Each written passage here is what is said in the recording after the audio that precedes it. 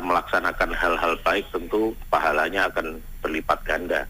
Silaturahim misalnya di bulan puasa tentu nilainya jauh lebih atau pahalanya jauh lebih banyak dibandingkan bulan-bulan lainnya.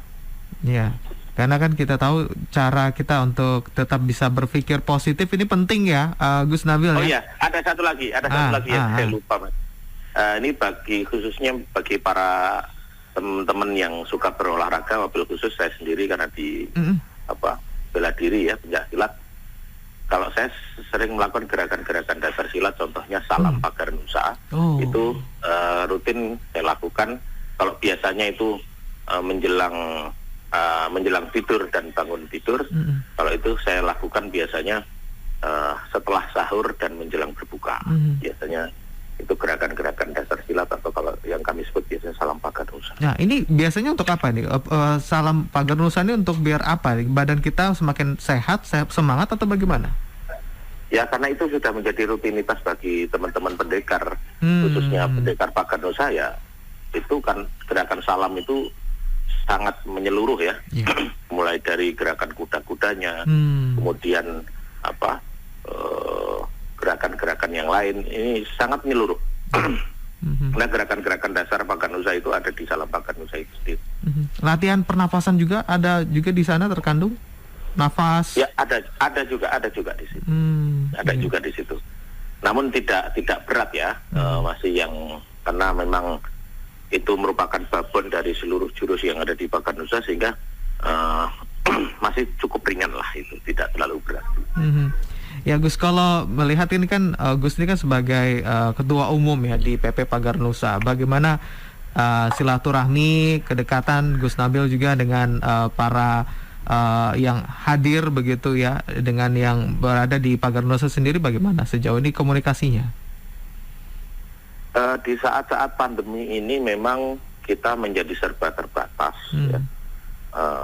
Tentu pertemuan tidak bisa kita selenggarakan seramai biasanya, sehingga silaturahim itu bisa kita lakukan secara fisik maupun kita lakukan secara virtual. Jadi kegiatan yang biasanya kami ribuan orang, puluhan ribu bahkan ratusan ribu orang, ya sekarang kita selenggarakan sesuai dengan protokol kesehatan. Namun itu tidak mengurangi dari esensi dari silaturahmi itu sendiri. Jadi beberapa kali kami misalnya menyelenggarakan pertemuan dengan pendekar-pendekar se-Indonesia yang melalui Zoom meeting misalnya. Apa yang biasa dibahas ini, Gus? Persoalan-persoalan yang memang dihadapi sehari-hari. Misalnya sekarang kita sedang menggalakkan pendataan secara digital untuk kader-kader kami pagar nusa se-Indonesia, masalah-masalah apa yang dihadapi. Tentu karena ini sistem baru sehingga memang memang kita temukan satu dua masalah di lapangan yang harus kita bahas bersama-sama. Iya. Karena kan situasi pandemi juga mau tidak mau ya, kita harus punya kebiasaan baru dan harus menyesuaikan. Dan untuk masyarakat bagaimana nih pandangan Gus Nabil di bulan Ramadan? Masyarakat kita kan tentu juga saat ini juga ramai gitu ya, perdebatan, kemudian pembahasan terkait dengan Ramadan ini cukup berbeda lagi nih sama seperti tahun lalu, kurang lebih artinya ada pembatasan hal-hal yang sekiranya tuh membuat masyarakat tuh merasa wah begini lagi nih. Nah, untuk bagaimana untuk positifnya menyesuaikan di bulan Ramadan dan kita harus baik-baik saja tuh bagaimana, Gus?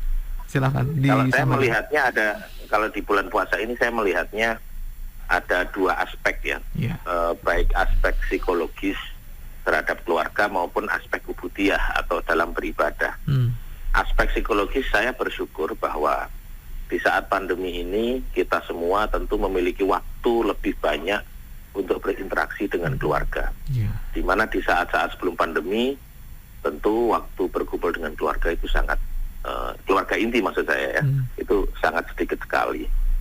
Itu dari aspek psikologis kita akan lebih dekat dengan keluarga. Kemudian yang kedua, Ramadan kemarin dan kali ini memang berbeda ya. Kita tidak leluasa lagi misalnya berkumpul di masjid, kemudian kegiatan Ramadan yang biasanya kita lakukan sambil misalnya berkeliling. Ini sekarang tidak lagi seperti itu. Nah, orang yang biasanya sholat jamaah taraweh di masjid, kali ini tarawihnya di rumah masing-masing. Biasanya jadi makmum harus belajar menjadi imam dan lain sebagainya. Saya kira ini hal-hal yang positif yang bisa kita ambil di saat pandemi seperti ini. Artinya harus membatasi, menahan diri agar semuanya bisa berjalan dengan baik ya, Gus Nabil ya. Baik, betul, Mas Eri. Pak Gus Nabil, terima kasih atas waktunya sudah hadir memberikan hikmah Ramadan. Sama-sama, Mas. Ya, sama-sama. Selamat berpuasa. Ya, makasih.